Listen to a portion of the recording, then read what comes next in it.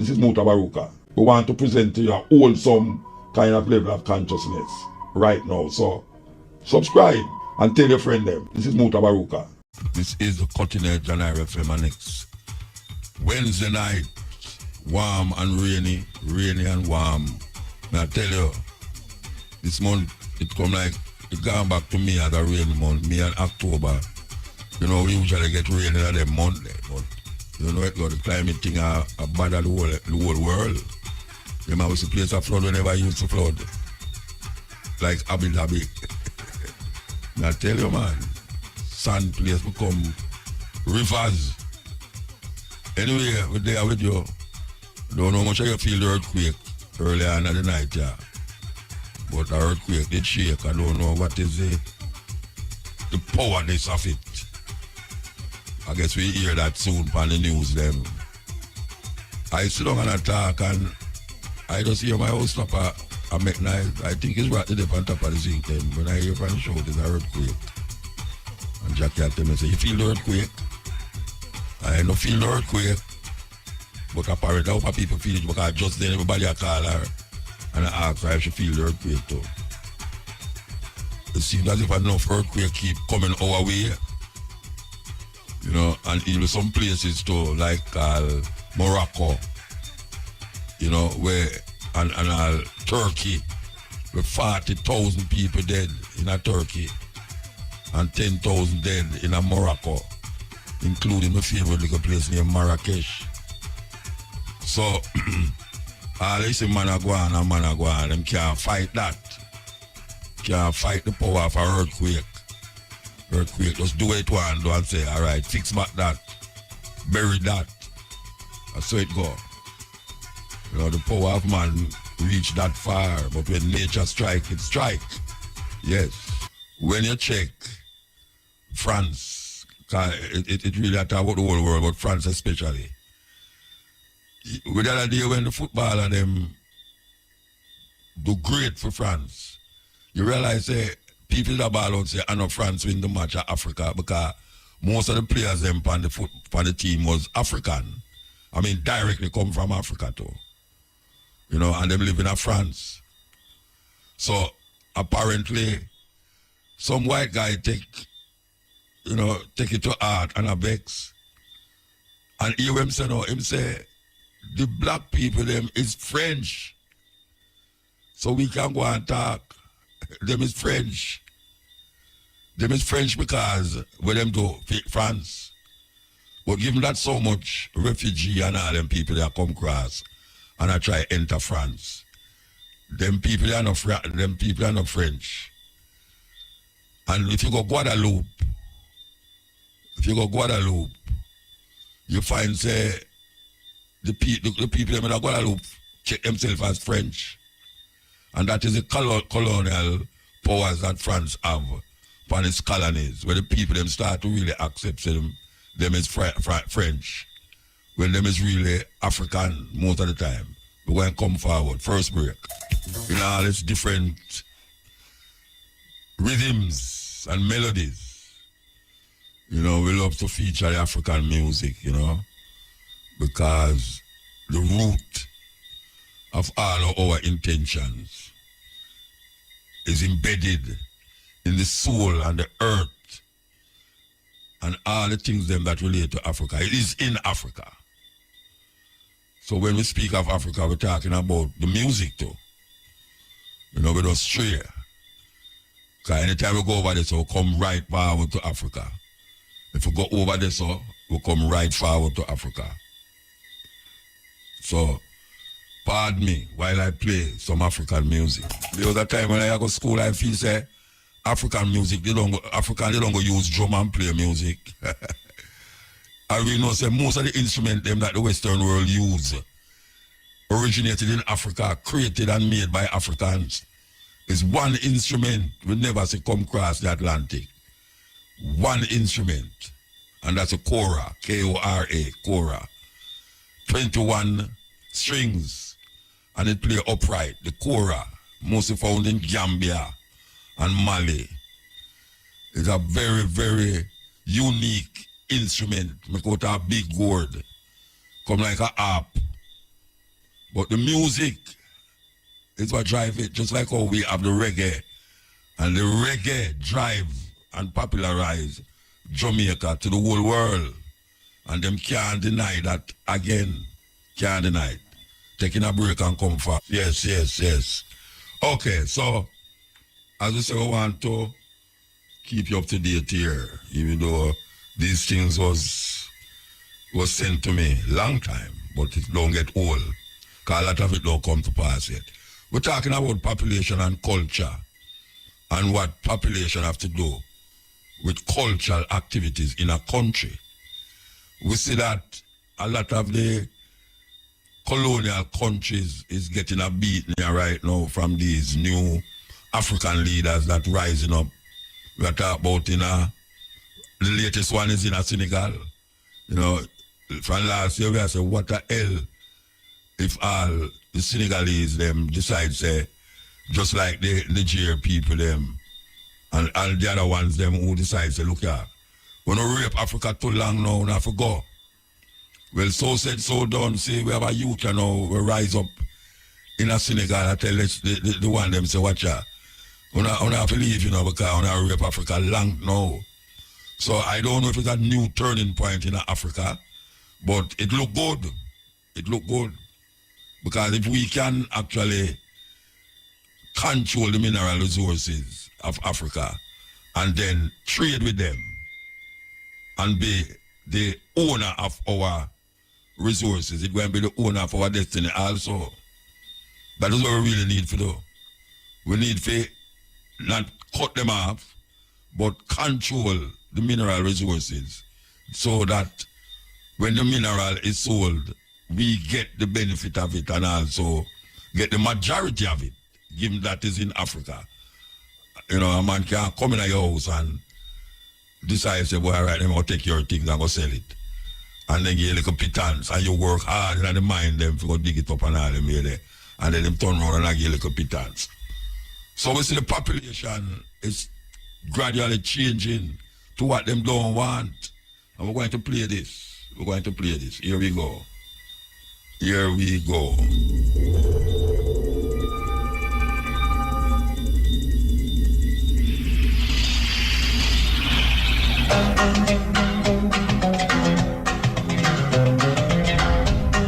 According to research, in order for a culture to maintain itself for more than 25 years, there must be a fertility rate of 2.11 children per family. With anything less, the culture will decline. Historically, no culture has ever reversed a 1.9 fertility rate. A rate of 1.3, impossible to reverse, because it would take 80 to 100 years to correct itself, and there is no economic model that can sustain a culture during that time. In other words, if two sets of parents each have one child, there are half as many children as parents. If those children have one child, then there are 1/4 as many grandchildren as grandparents. If only 1 million babies are born in 2006, it's hard to have 2 million adults enter the workforce in 2026. As the population shrinks, so does the culture. As of 2007, the fertility rate in France was 1.8, England 1.6, Greece 1.3, Germany 1.3, Italy 1.2, Spain 1.1. Across the entire European Union of 31 countries, the fertility is a mere 1.38. Historical research tells us these numbers are impossible to reverse. In a matter of years, Europe, as we know it, will cease to exist. Yet the population of Europe is not declining. Why? We'll turn it into a Muslim continent within a few decades. There are currently 52 million Muslims in Europe. The German government said that number is expected to double in the next 20 years to 104 million. Closer to home, the numbers tell a similar story. Right now, Canada's fertility rate is 1.6, nearly a full point below what is required to sustain a culture. And Islam is now the fastest growing religion. Between 2001 and 2006, Canada's population increased by 1.6 million, 1.2 of those immigration. In the United States, the current fertility rate of American citizens is 1.6.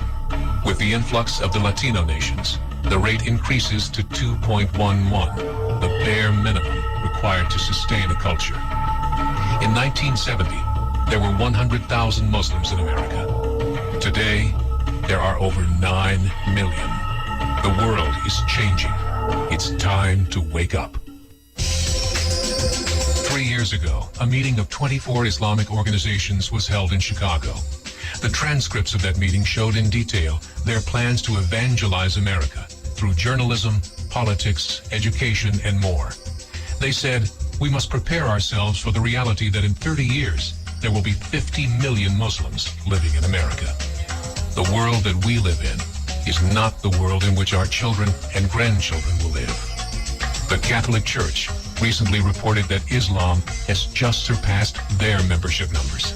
Some studies show that at Islam's current rate of growth, in 5 to 7 years, it will be the dominant religion of the world. As believers, we call upon you to join the effort to share the gospel message with the changing world. This is a call to action. Yes. We are saying the taxi we are driving now. Now someone with him name and him tell me some albul called some another. I mean I say, so why an African name? And him tell me, say, so why have a Arab name? Him say I'm a Muslim. So even in the black world, Africans who adopt Islam give themselves Arab name, like Louis Farrakhan. These names is Arab names that come into Africa, North Africa, when the Arabs them did enslave African people. As a matter of fact, even longer than the advent of white people. Because we are talking about 500 years of European domination. We are talking about 1,000 years of Arab influence in North Africa especially. But now it's gone past North Africa now. Most of the youth, them, when you ask them religion, them tell you say them is Muslim.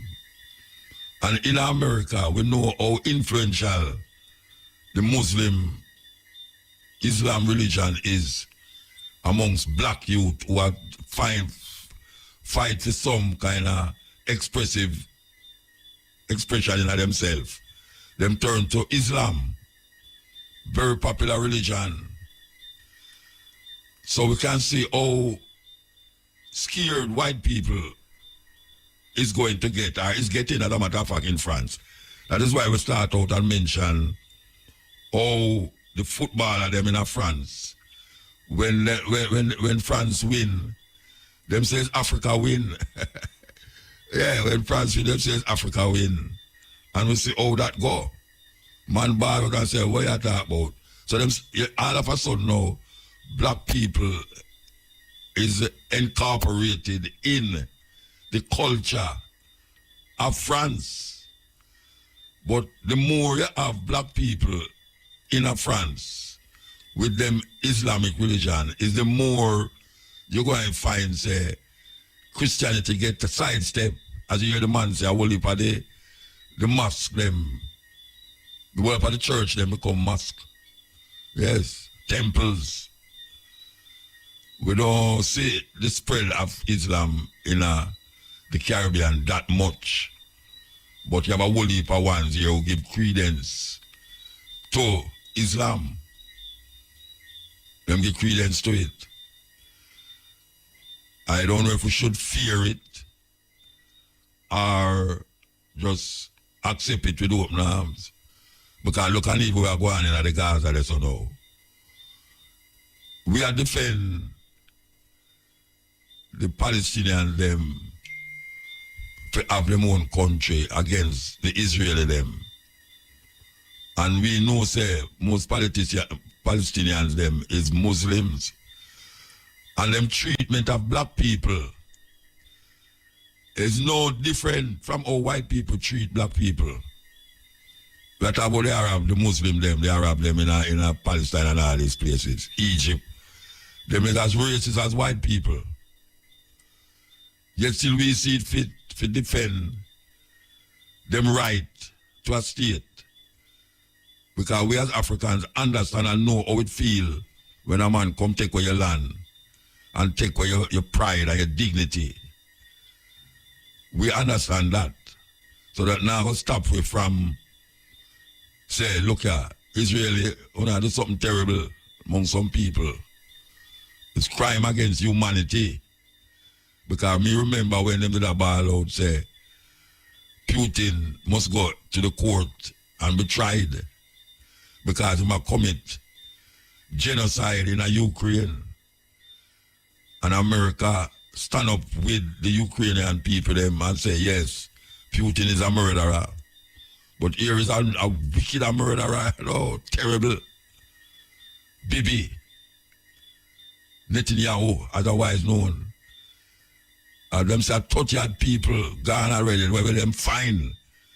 Because 30,000 is where them fine. We are talking about now, all of them rubble they will see from the screen. A whole heap of dead body supposed to honor them rubble there. But these people is fighting for the land. The two of them is fighting for the land. It's Africa, you know. Why you remember that, you know? Them country in Africa, you know. But the journey to liberation and freedom is not to say, well, the man they do that and the man they do that. But evil anywhere is evil, everywhere is evil, anywhere. It's just evil. So even if you are your neighbor, no agree upon certain things, and somebody come in and come rob them, or even shoot them, you kind of have a feeling for them. You know, you just feel terrible about that incident. You know a man down the corner there, but you hear the man get shot. But when you realize that the man who get shot is a man where just miserable. And you can't get on with him. But when you hear somebody shoot him, you know, so you feel aware. So is it that Muslims, Islam, taking over Europe and find themselves in some little places where you don't even know, say, Muslim there so. And even in Africa, most of the African them give credence to Islam. We are talking about even West Africa. You know, West Africa, we say that is the mainstay, and them give up them own indigenous culture, language, should I say, for Arabic language. You know, when we look on the culture of Africa, it is directly embedded in Islam, especially the West Coast and the North. As a matter of fact, the whole of North Africa is Islam, the whole of North Africa. That is why when them go across into Europe, that is why the man say, by next year or year after, the majority of France and even Italy and Germany and them places there, the religion that will be dominant is Islam. Because it's dominant in Africa.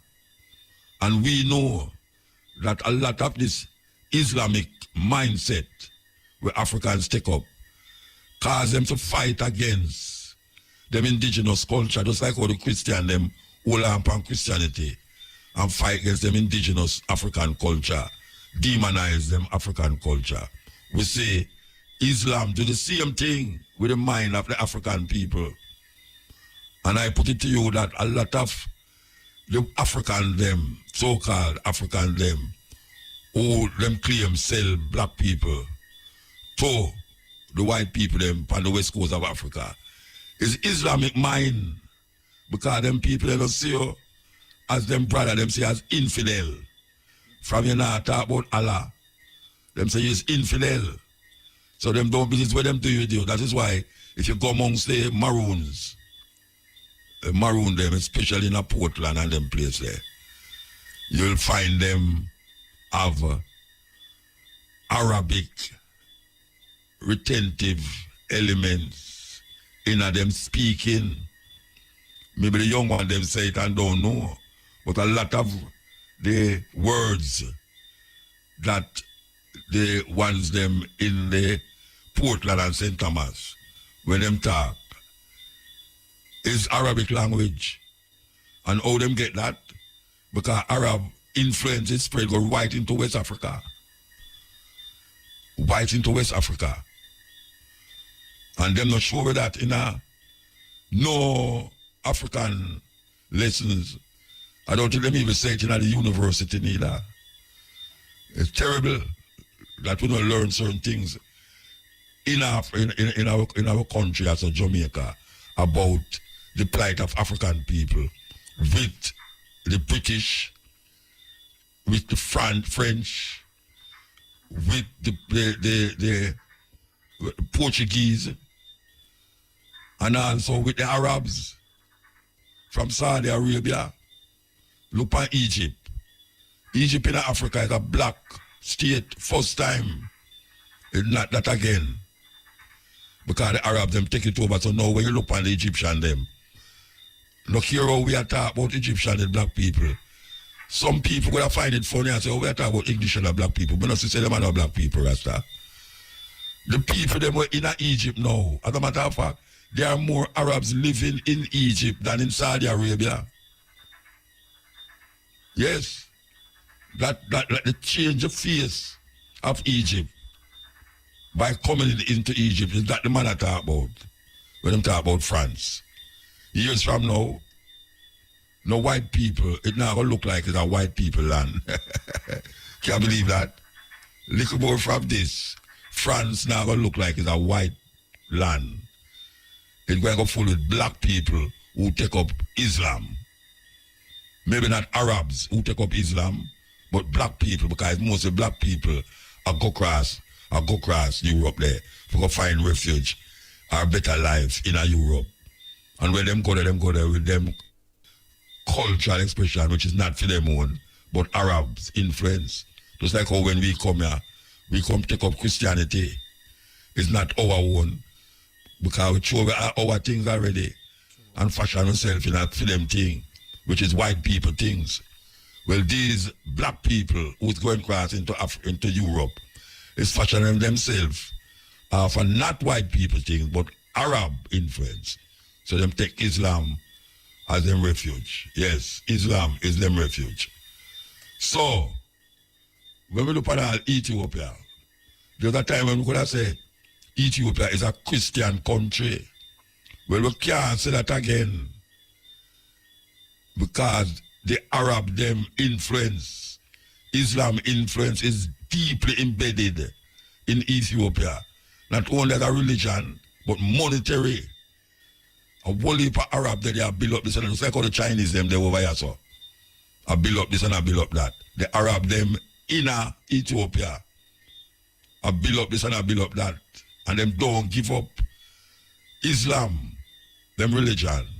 They maintain them religion, them have the mosque. Man, it's unbelievable. Hey, watch a man. You go to a certain North African country and early 5 o'clock in the morning, you hear a bell ring and you hear peer prayer that go on. Everybody pray at the same time. Them have the things set, pat. Anyway, them there are prayer. I think they must pray more than about 5 times a day. Them have prayer. Christianity seems to be losing. Christianity seems to be losing. And as you hear the document, I say, the culture of the Arabs them is seeping into Europe, even Canada. Even Canada, they might talk about. Yes, we have to take a stock. Educate yourself. And recognize how the thing go. And not how you believe it go. Egypt is an ancient African place, country that was taken over by Arabs. And it's very difficult to sieve it out now. But we know and we understand. Give thanks to man like Ben Buchanan and Ivan Van Sertima and whole heap of others who find themselves embedded into understanding and proving that African people were the inventors and the creators of a lot of these religious beliefs that was usurped by all the other nations them. And a lot of it start out in Egypt or Kemet. Them usurp our things and put for them touching it and send it back to it.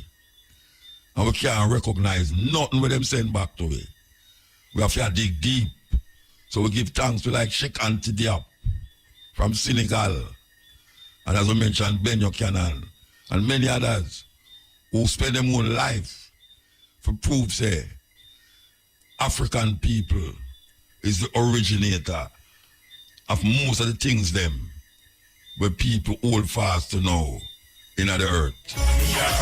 Edge, we're there with you. All right, so the next thing we want to deal with is the English class.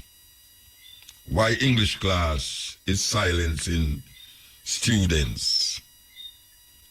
That is really what we want to deal with. Why English class is silencing students. No, we can't start playing it yet because it's longer than 5 minutes. I don't know if Devon Taylor can call me before 12:30, 11:30. Anybody out there know that? Send me a message and I want to talk to him. So if Devon Taylor can call me before we go into the next reasoning argument about Africa. Yes, Africa. We can't come off of that. Can't come off of it at all. There's so much diversity, 50 different countries in Africa. We don't start to touch nothing about Africa yet in all of the years where we're up on the radio. We can't go around it. There's so much things to know. And we can't just sit down here and go like say, we know everything. There's so much books to know. And we stop reading. Because TikTok and YouTube take up the time now. And then the frivolousness upon it. You know, the youth them now, the parents them not tell them, so go take up a book, I even buy a book and give them. And when I talk about no school book neither. We talk about books like the authors from what we just mentioned. You know, A.J. Rogers and all of these people we just mentioned. Sheikh Anta Diop. And when I say children to me, I talk about all like some 19-year-old, 18-year-old students. Where all them do is after them done them homework, them go up on TikTok. When them there at school at lunchtime come, them go up on TikTok. Them don't have no book to guide them in them consciousness, in them levels. And I like when me I go to school. When them the book them read it, them did ban the book them and that never stop you from read them. Never stop because them could arrest you if you have the book them. Yes, there was a time in Jamaica if them find you with a book I deal with black people business, you go in a jail. Serious thing. No doubt about that. That's something we will live through as youth. Teenager go to school. Nowadays, that not there again. them work per way. Yeah man, them work per way man. That's a year all them reason you know. Well if I want us to say, show muta with them African thing again. They gonna say, I thought him say Egypt did enslave African people, everything. And go get curious and go up on them phone and go figure it out. I go find something. If it's even find something for contradict what I say, I would have prefer that. If it's even for find something for contradict what I say, I would prefer that. At least it will open your faculty of critically thinking about what you read and what I say. And then you can form an opinion or a conclusion and can reason with your brethren. And you say, boy, me hear Muta say something, you know, but I don't believe them something there, Rasta. Because I go up on my internet, if I'm on my phone, and I say, what you think about him? What you think? And it start a conversation. I say it build up. You know, see, because Really and truly, nothing wrong with doubt, you know. We say that all the while, you know. Nothing wrong with doubt. Because doubt is where it's the first step of investigating something. When you doubt something, it don't just stop at doubt, you know. You're curious. Curiosity make you go examine what you doubt about. And sometimes you find the answer.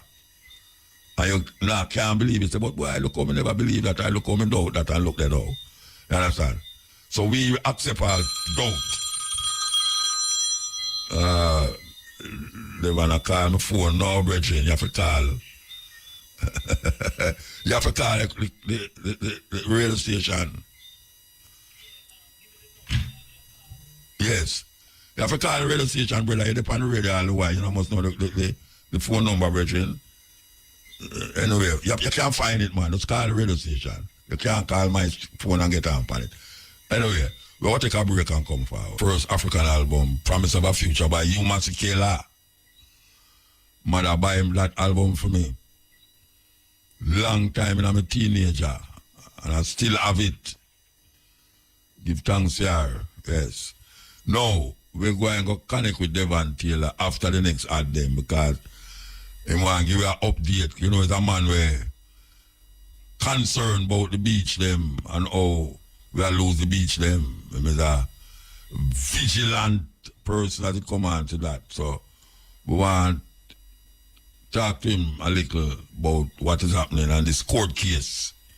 Yes, kind of it's only a court case about the beach. As a matter of fact, Sunday I was on the beach in Portland. Yes, Winifred Beach. I was on Winifred Beach till about 11 o'clock, 12 o'clock at the night.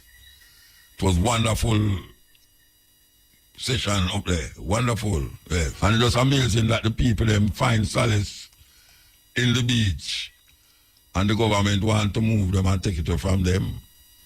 It's a weird thing. Look how far the beach then from the road. And them want to clear all of that now and put up them skyrise up there so now and then says progress. You know, no matter how much money they make off of tourism and how much taxes them collect from tourists when they come off a plane and go up on plane. May I tell you, Masikela again. Okay, so I will talk to Devon Taylor. Most ones hear him. He's always talking about the beach and him take up that as a fight and a struggle against the system to make the people them recognize the beach is a very important part of the cultural activity of Jamaican people. Yes, brethren, yeah.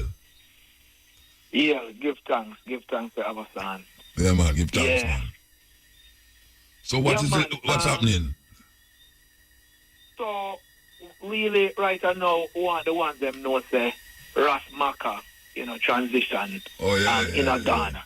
Yeah. And there's a significance that we want to bring forward to the people then because Rastafari was the first out in a Bob Marley beach that stand up against the government and stand up against a developer who came into the space and wanted to bribe and to push off fishermen and just regular ones and Rastafari off of Bob Marley beach. So Maka have a special space in the movement to help decolonize Jamaican beaches as a Rastaman who cite that and say it can't go on. Yeah. And so when I kind of see an article in the newspaper and Stephanie Marley link I with Maka, I make a trot in a Bob Marley beach and meet the brethren and, him start show me certain papers when after the space and start give I the history of Bob Marley beach. You know what I mean? Also known as Sugarloaf and Mountain Beach and Lions Den. He might give me the history from such time where in the 1950s, when Rastafari faced persecution in a West Kingston, them head out to another space there. And so Maka's mother, Dr. Bubbles, was one of the ancient them who go in another space there and, set it up. The first Nightingale Tabernacle was built out in Bob Marley Beach. And from such time, Ras Maka and the Thomas family, in also with Bongo Gabby, them hold that space there from them time there. And it was really, an unfortunate thing when, the ones them moving and wanted to remove them from the beach, say them want to build a luxury hotel And Maka said, no, it can't go on.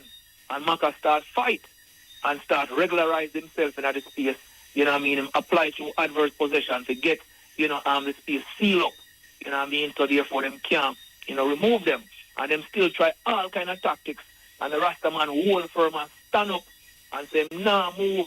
And so when Jabem get involved in the struggle and Muta, you come up to the protest out there and Dr. Gaffan, we have to load up the entire Rastafari community and mobilize, you know, fast, because eminent, you know what I mean, developer was coming in with bulldozers to rip down the space, you know what I mean, and so we couldn't make that go on.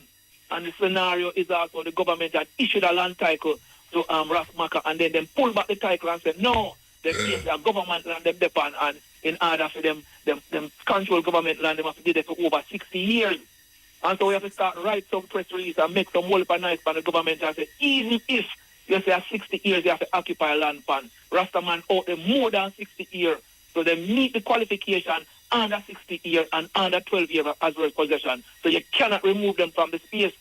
And the community show up and give the strength and a Maka hold the fort there to defend Bob Marley beat. So all of the ones them in a Jamaica now and all of the ones them in a Kingston and St. Thomas who use a beach there. I will know that a whole heap of people from Uptown use a beach there. A whole heap of fishermen use a beach there. The Surfing Association of Jamaica use a beach there. They have to pay homage to that the Rasta man there. You know what I mean? Vince Maka Thomas. Because him stood against the face of oppression and steer it down and tell them that they can't take you so. You know what I mean? So when I go into the space as Jabem, I learn a lot from Maka. You know what I mean? And even when the man him come in and raid him herb farm and lock up him youth, and Maka wife, Sister Carmen, had to stand up and Dr. Gaff move into the space and help fight them case there. So a whole heap of tribulation the Thomas family face to hold steady Bob Marley beat. And also, you know, Bongo Gabby family, the Stevens to them, we're still in at the Court of Appeals right now, fighting to hold Bongo Gabby space in a Bob Marley beach. So the tribulation still continues there. Because even the other day we learned that the developers still are trying to come in again. You know what I mean? So Bob Marley Beach have to be grateful. We have to be grateful all across the Jamaican island that Maka could stand firm and defend the thing. Yeah. And when Maka defend the thing don't know, Maka decides that yeah, need to make a repatriation in Africa. You know what I mean? Him fight a battle, them win the battle, them win the land out there, and them second. And what Rastafari did, Rastafari turned on and said, you know something, I'm going to donate a piece of this to Nyabingi Order and to all Rastafari to rebuild the tabernacle in a Bob Marley Beach. So a space out of Bob Marley Beach right now to rebuild that original tabernacle. You know what I mean? And that show you the goodness of the brethren heart. And he make him trod in Africa. Him go through Ghana and make him way all the way down Central America into Brazil and fly in Ghana and make him journey inside here. And it's just an unfortunate thing that the brethren, you know, pass shortly after him reaching Ghana, him transitioning in Ghana. But him doing work smoother. What them say kill him? What them say kill him? What them say kill him? So the whole thing is not fully known, but no, he got sick there. Oh. You know, and may have picked up a nasty bug of something, and you know, the emergency services, you know, probably never make it there in time. You know, so in transition honor them thing there, which is, you know, for another time for reason about that. But the brethren did him work, did him work a yard, and he make him way back to the motherland. And so, you know, with that said, you know, the family want to now make it into Ghana, you know what I mean, to really, you know, send them off to the ancestors. And so you don't know to make them try to in Africa a whole heap of money because unfortunately there's no direct flight between Jamaica and the motherland. Yeah, to go to America or Panama or England. Yeah, you know what I mean? So the family want to make a trad and we are trying to help the family now with a fundraiser, you know, down on the beach on May 11th.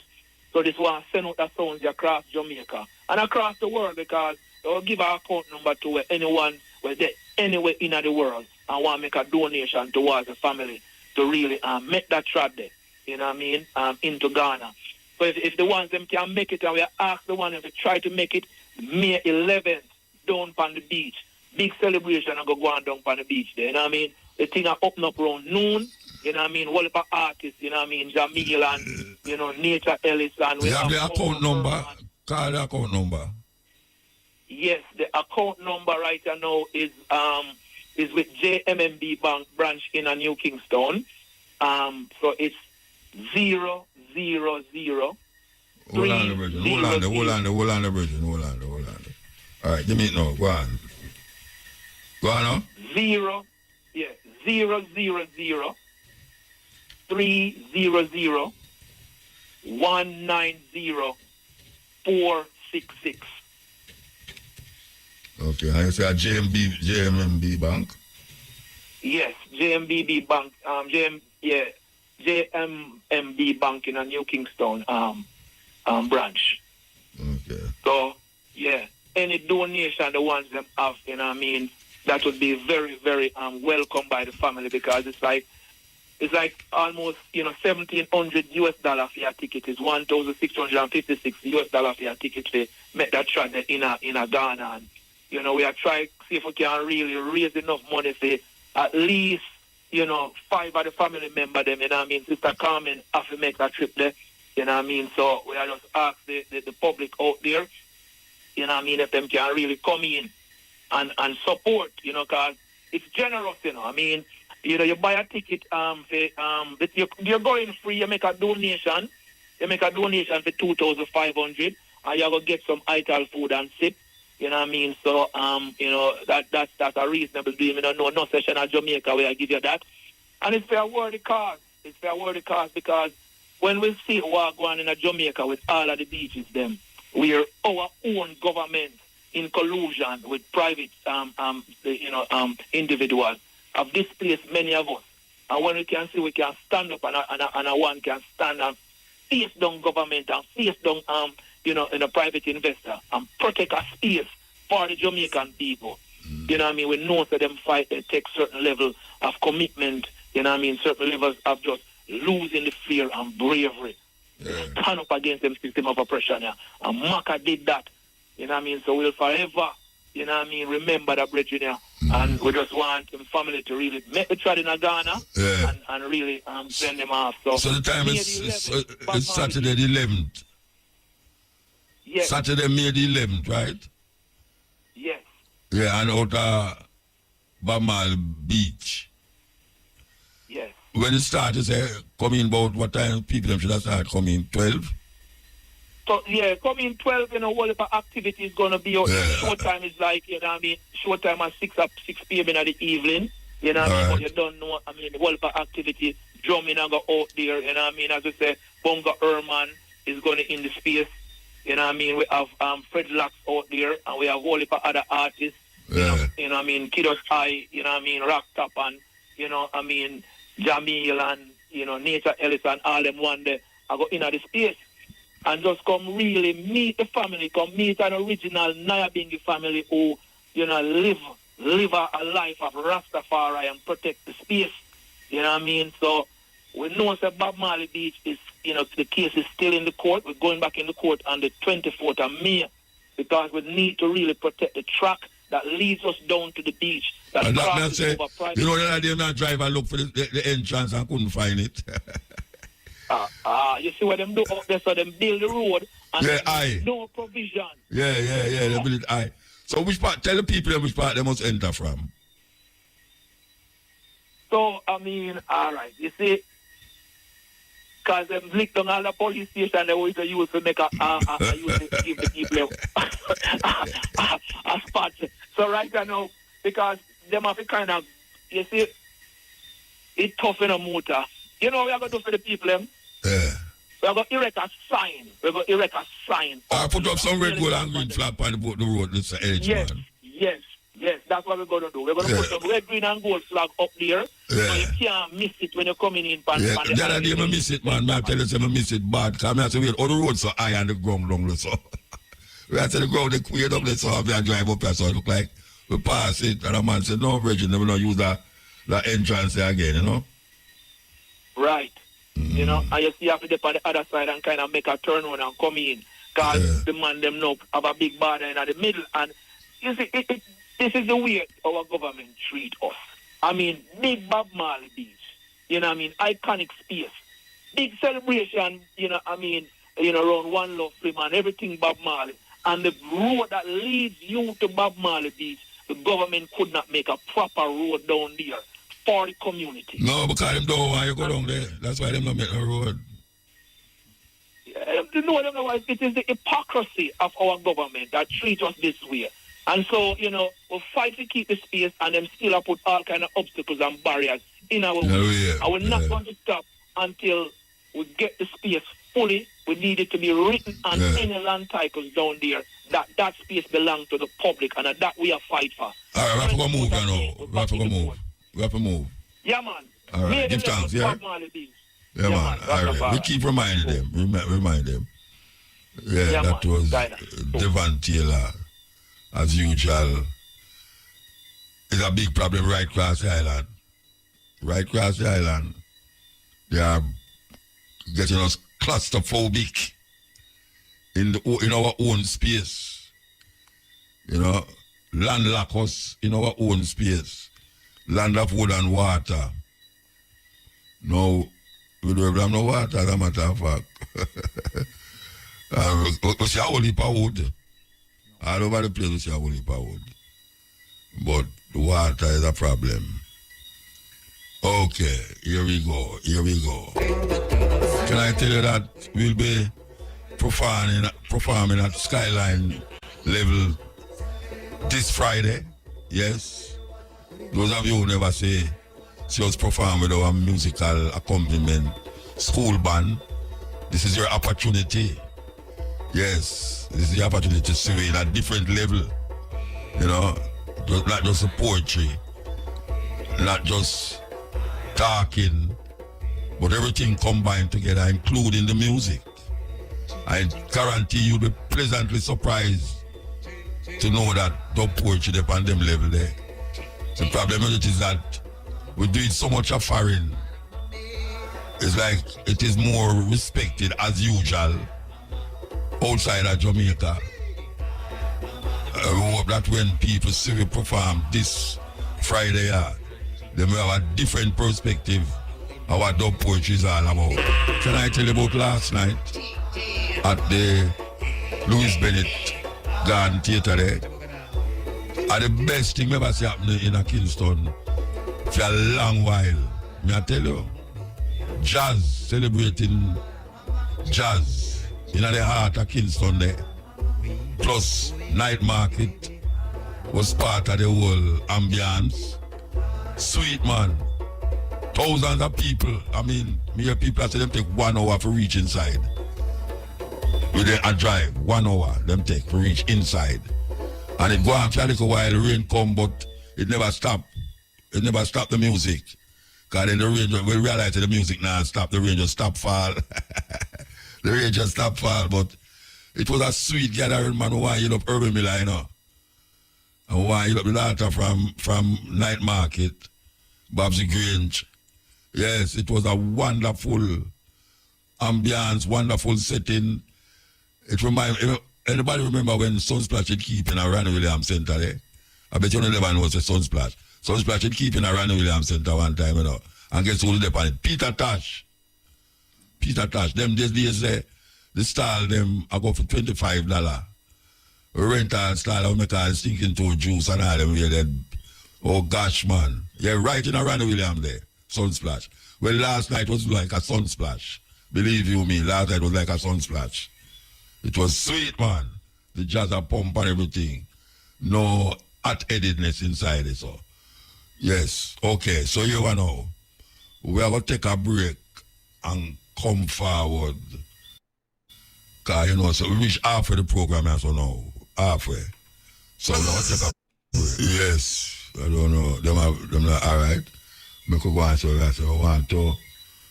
we want to play this. No, we could go and play this music here and find it, yeah. What's good? How y'all doing? What's good? What's good? All right. What if I told you that the way that you use language every day had the power to either uphold or disrupt social injustices? What if I told you that because language is saturated with history and culture and memory, the way that it is policed within our classrooms and our communities is deeply connected to racism and colonialism? You see, when I was 19 years old, I sat on a panel for a room full of high school students. And a woman in the room stopped me in the middle of speaking, and she said, I'm sorry to stop you, but I just want you to know that you are so articulate. And in that moment, she meant it as a compliment. A friend of mine next to me was like, boo! And I was offended. And most people can understand that. Most people say, well, you were offended because you're a young black woman in this space, and this woman found it exceptional that you were mastering standard English. But there's another reason why I was offended. I imagined if this woman heard me speaking with my family who's Trinidadian in Caribbean Creolized English, would she have determined something else about my intellectual capacity? Or if she heard me speaking with my friends in Crown Heights, Brooklyn, in African American English, would she have determined something different about my worth? And in that moment, I understood that the answer was yes. And that deeply disturbed me. It actually became the impetus for my first TED Talk, 3 Ways to Speak English. It actually became the impetus for my research as a social scientist, analyzing the intersections of language, race, and power. You see, I'll share this story, and you gotta work with me, because it's about a man and a lion, and they're talking, all right? Work with me. So the man and the lion are walking through the jungle together. And they're arguing about who's the strongest. And the lion says, I'm the king of the jungle, I'm stronger than you. And the man says, I'm the king of the world, I'm stronger than you. And they're having this fruitless argument until they stumble upon a picture, still in the jungle, keep working with me, right? And the picture is of a man defeating a lion. And the man says, you see, I told you I'm stronger than you.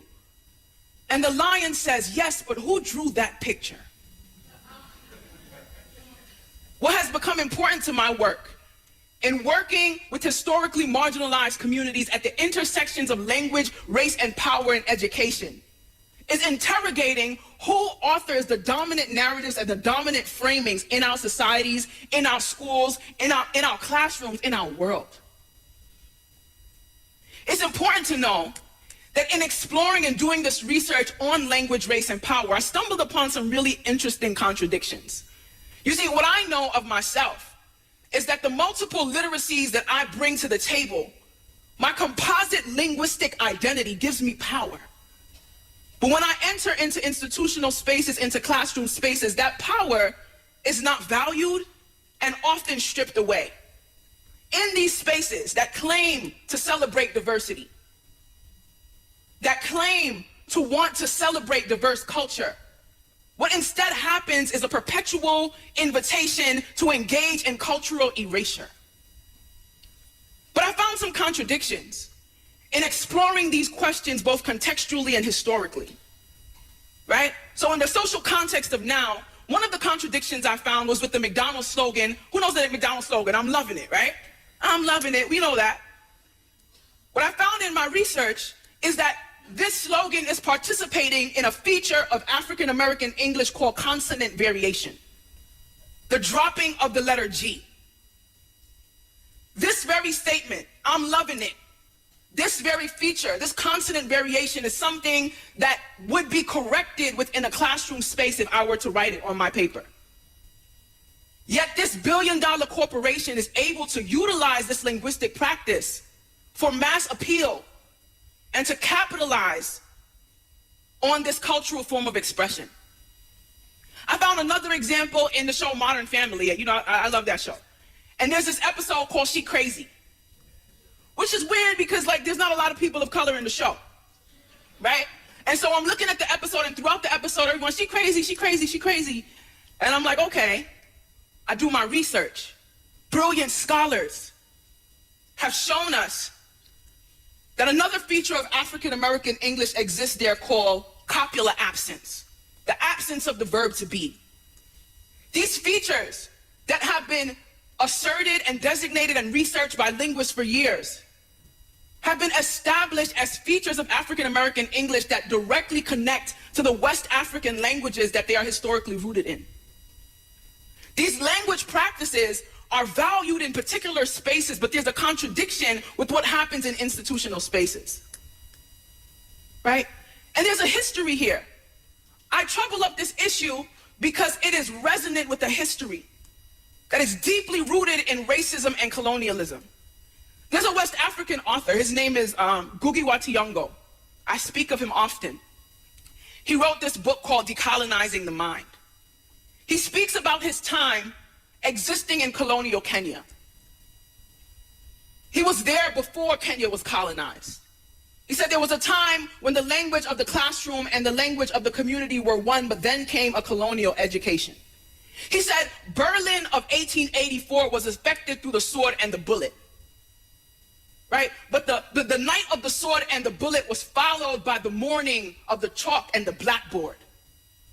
He said the bullet was the means of physical subjugation. Language was the means of spiritual subjugation. What would happen is, if you were caught speaking your mother tongue, Gikuyu, in the classroom, in colonial Kenya, you would either be physically beaten or you would have to wear a sign around your neck that said, I am stupid or I am a donkey. It was very important to the colonial subjugation process that the language of the people who were being oppressed was divorced from the community. Those are some of the practices that we reiterate today. When I talk about liberation literacies, the work that I do with educators across our country, it's because that historical and contextual dissonance that I'm bringing up plays out right now in our world. I work with members of historically marginalized communities. Young Black people who say, yes, I engage in Black literacy practices, but in places where I feel safe. A sense of fugitivity exists there that has historical resonance in American chattel slavery, a time when it was illegal for Black people in this country to be able to read and write. A lot of that resonates with what's happening today in our classroom and in our world. There are so many ways to engage in racism. There are so many ways to engage in oppression. There are wonderful scholars who say language is a site of cultural struggle, right? And if we think about that, if we think about what it means in our institutional spaces to continue participating in the erasure and the oppression of people from historically marginalized groups, instead of incorporating, validating, and celebrating who they are in these institutional spaces, then we do a disservice to ourselves and to our world. So a lot of times when I bring up this conversation, that question of standard English as the language of power comes about, which is why I brought up the McDonald's example, which is why I brought up the spaces where this power exists. There's a wonderful book called Articulate While Black that speaks about President Obama's ability to navigate multiple languages and literacies, and that centrality, the centrality of that was essential to the success of his campaign. You see, a lot of times you hear the word minority to refer to people who look like me. But I'm a member of the global majority. And it means that the languages, the literacies, and the power that comes from the marginalized spaces that people of color navigate have wonderful tools and power to transform our world, to give us access. So when I talk about liberation literacies, really what I'm talking about is a set of principles that emerge out of the work that I do, the research that I've done, and the practice that I engage in. And actually, a lot of what you saw today is framed by these principles that I'm going to share with you in a moment. The idea that the voices of these young people cannot be constrained and limited to that typical 5-paragraph essay. The power of what they have to say is so much deeper than that. And to silence them and to continue marginalizing the identities of students in the service of a singular standard is violence. So there are 5 principles, and I call these paradigm principles. I call them paradigm principles because often when I share these principles, educators, administrators, people who work in educational contexts, it just sounds like more work to do. Like, oh, you're giving us more work to do. We got enough to do, right? But these are paradigm principles. And I say they're paradigm principles because they are principles that are centered on and governed by a paradigm shift. Stephen Covey says that paradigms are maps. Low-key, I want Stephen Covey to be my white uncle. Like, really. Like, I love this guy. Right? So he said, like, paradigms are maps. It's the way that we approximate reality. And so what I'm saying is that once we reconstruct and understand that institutional spaces must reimagine themselves to truly understand, integrate, and accept the diversity that exists in our world, we need new paradigms in order to enact that. Actually, right now, many of the predominantly white institutions that exist in our world still have the infrastructure from slavery.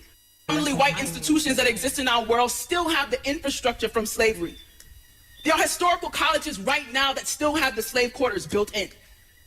If we don't reimagine our institutional spaces beyond just the inclusion of having someone of a different race in the space, then we are not truly integrating anything, right? So the first, there are 5 principles, and the 5 principles, they're 5 A's. They're all A's because I'm a poet and I like rhythm, I like alliteration. It's just who I am, right?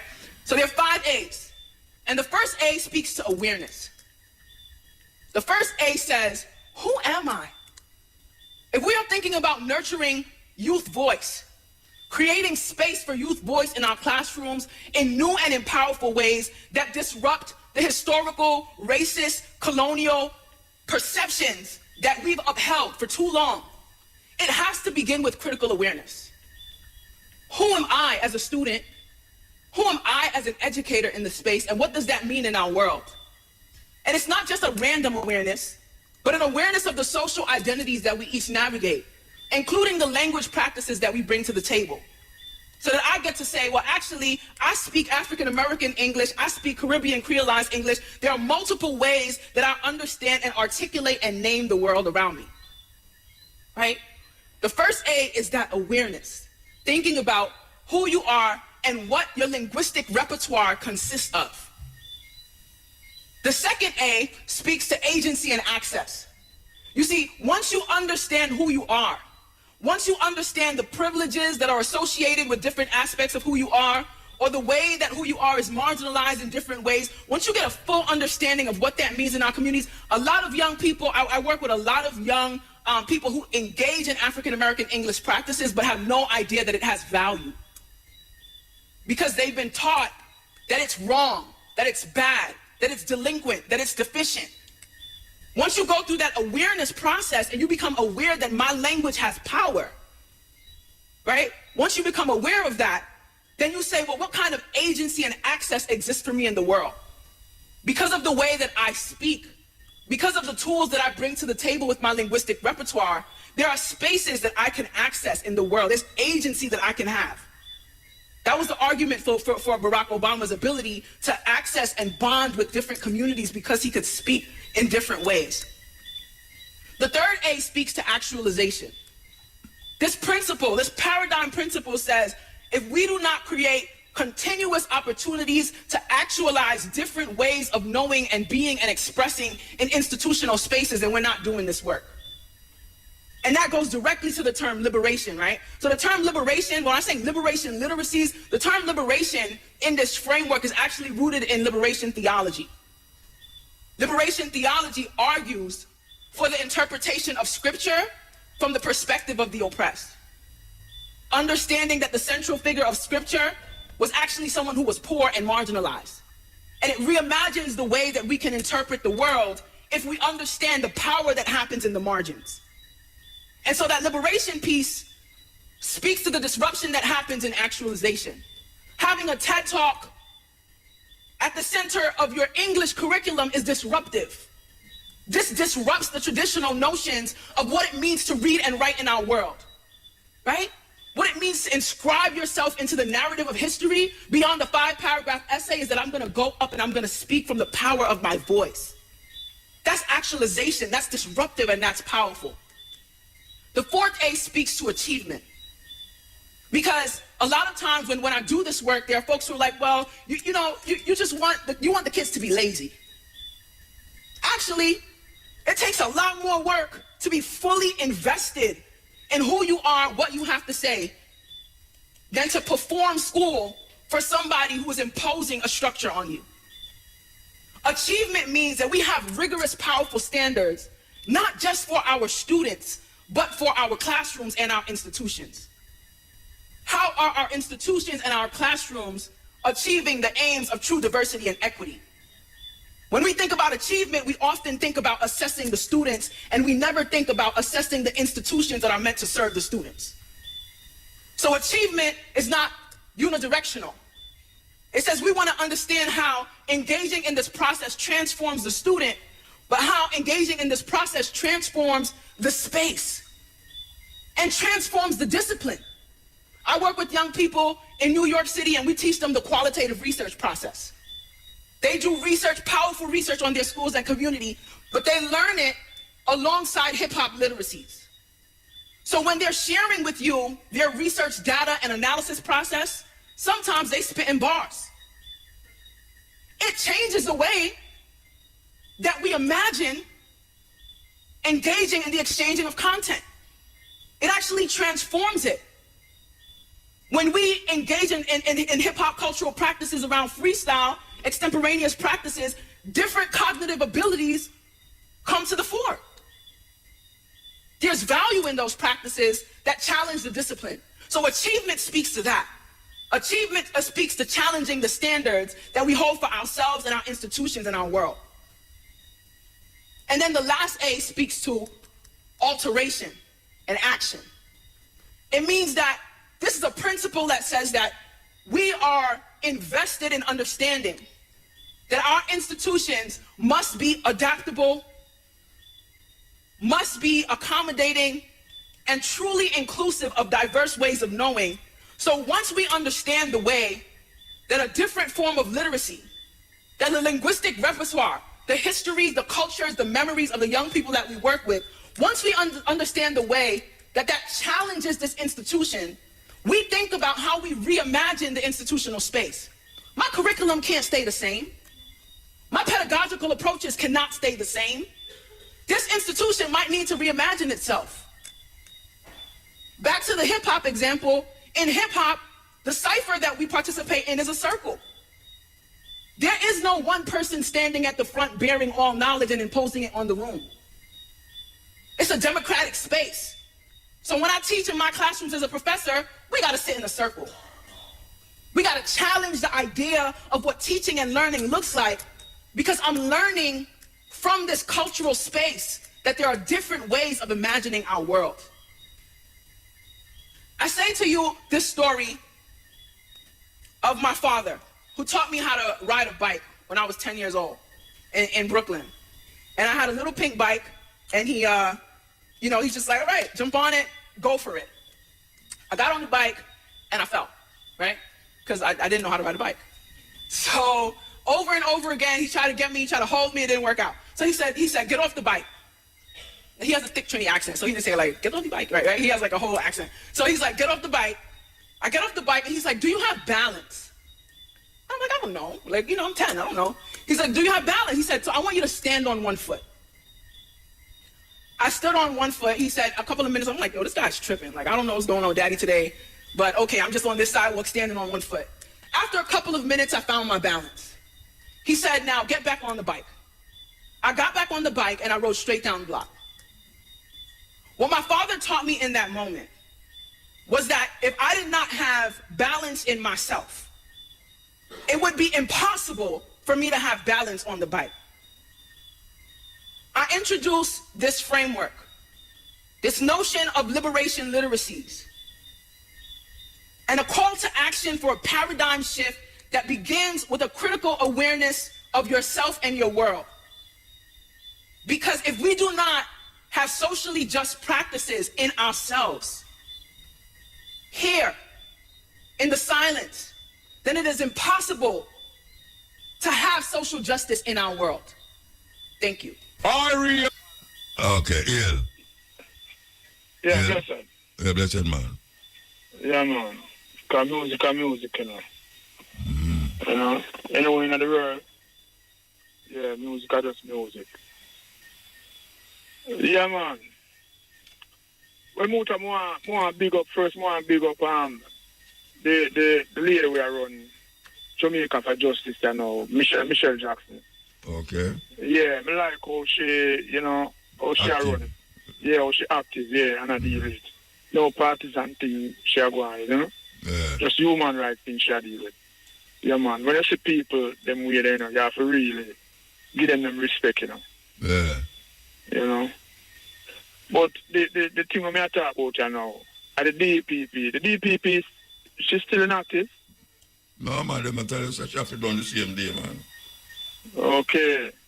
Because all me see it is like she'd have run about a year illegal. Yeah, well, that the PNP said, so them come the court say yes, them have to let her go. But it look away, you know, when people just want to hold on and you know that's why I want constitutional reform and set up this constitution for Jamaica, you know, because you know, you see the Republic now not getting next year. It not getting next year. Well, me not see where them people can deal with it, you know. To be frank, you know. No. Because you can't have 6 people investigate. They might investigate 6 people in a parliament to enrich themselves off of taxpayers' money and all them things there. And expect them to make law and create law, legislate law, see, for people, especially constitution where you don't know, say, the constitution a 10 chapter, you know. So who are going to do it? Who are going to do it? Well, if them can't do it, who are going to do it? Well, you see it now, you know. You see it now. Them, something new has to go come to deal with it, you know. Like what, so? Like what? A new government. A new government has to go deal with it, Muta. See, because, how me look upon it, you know, the government have too much thing to hide, you know. Yeah, but the people have 2 choices right now. The informative information presented in this video is motivational and is positively aimed at inspiring, educating and entertaining the viewers with the cutting edge of critical reasoning.